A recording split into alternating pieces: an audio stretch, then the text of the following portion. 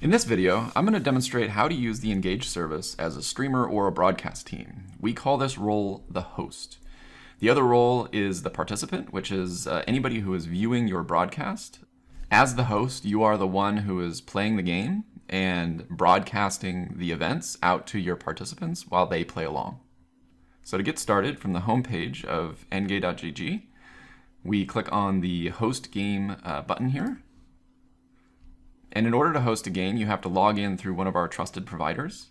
Your participants, the people who are viewing your stream, can join as a guest, but in order to host, you have to join, or you have to log in as through one of the trusted providers. So I'm going to log in through Twitch. And you can see here I have one game that I've already finished. This will get cleaned up here in about 30 minutes. I'm going to go ahead and create a new game. Go ahead and give your game a title. Pick the game type. Red versus blue is the more simple, just picking the red side or the blue side type interaction for the participants. Champion draft is a little bit more complex, where they're having to choose between champions. So we're going to stick with red versus blue for this demonstration. And you're able to disallow guest logins if you don't want guests to show up on your leaderboard. You want only logged in users. So that's optional as well. So with that created, the first thing that you probably do is you'll probably share this join code out with your participants. So if you copy that, and this is just to demonstrate what a participant would see joining this game. You can see that this person is logged in through Twitch as well. But if they weren't, it would prompt them for login either as a guest or through one of the trusted providers. Both of these windows, this is the host window and this is the participant window, they're both waiting for the game data. So the next step is for the host, which is you, the streamer, to download the client and run it. So I already have it downloaded. Here it is. So we're going to need a couple of things to start. We need the join code for the game, which is this. You can just click this and it'll copy it, and we'll paste it in there. Each game you create is going to have its own join code. The second thing we're going to need is the host key. We only need to get this once. Once we have it in there, it will remember it. So you go up to the menu, you click on host settings, you click the little I next to the host key, copy it, and go back to here and paste it in. Okay. The client API host, this is the endpoint on your computer that this client communicates with to get the events from League of Legends. This shouldn't have to change as long as you're running the client on the same machine. If you are running the client on a different machine, you can, and you would just have to change this to point to that machine's address. Server host, you won't have to change this. And then stream delay, the client will delay sending events out to users based on what your stream delay is. We have found that the kind of general delay from OBS to Twitch is about 3 seconds. But if you have more or less, you can adjust that here. So we have two options here. We can start as the one that you're going to use most often. If you just wanted to test out the service by emulating data, we just have a single game, a single set of data from a single game. You can click start emulation and it will take this game code and it will be an emulated game, and you can see what it would be like to broadcast events. But we're going to go ahead and hit start, and you can see here it connects to the service and it's waiting for the game to start because we haven't loaded up a game of League of Legends yet. So what I'm going to do now is I'm going to load up the practice tool to show what it all looks like once it's all put together. So I'm going to bring up OBS. That's how we're going to show the screen here.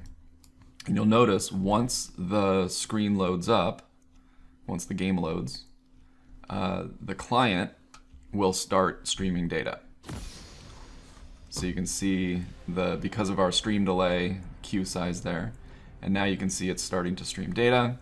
Over in our participant has now received a game start notification, and they can now choose the side that they want to start with. that's how this game works, red versus blue. We're going to go ahead and choose blue. And you can see for the first 20 seconds, I have a 2x multiplier of any events that come through.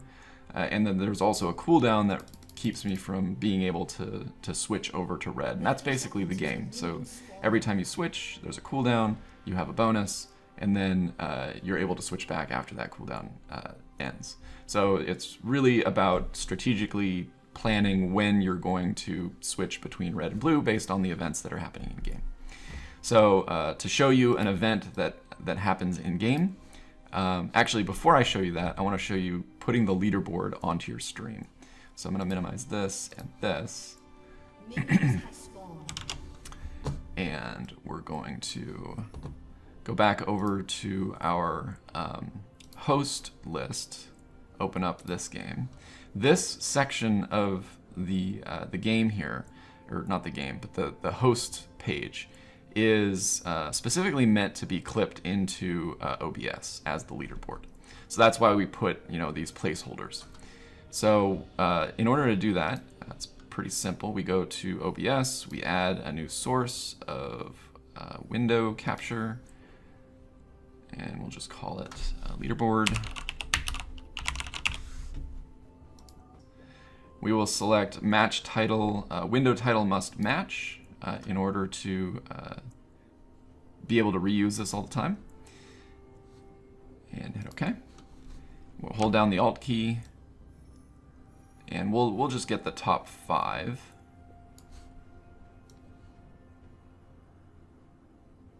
Still holding Alt to be able to crop. And then we'll drag it down here. And then we'll add a filter to knock out that gray. That color key. And change this to a custom color. Select the color, and the color is 222222. Okay, close. Good. So now we have our nice transparent leaderboard on stream.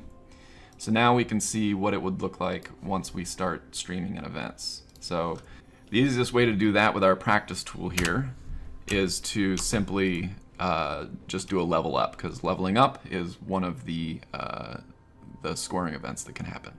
So you'll notice I will level up here. It'll be about 3 seconds because we have that 3-second game delay. And then you can see in the screen over on the right, we had an event, and now our leaderboard is starting to populate. So from here, you would just play the game as normal. Finishing the game will end the game, for all of the participants automatically once the game ends. If for some reason the game closes without ending, you AFK or something like that, you can artificially end the game here by clicking this end game.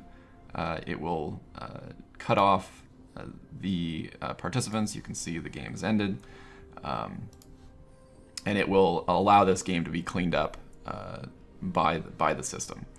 The way cleanup happens is games that are ended here get cleaned up after about 30 minutes. They go into an archive, which we will be making those available, past game data available eventually. But for right now, they're not visible.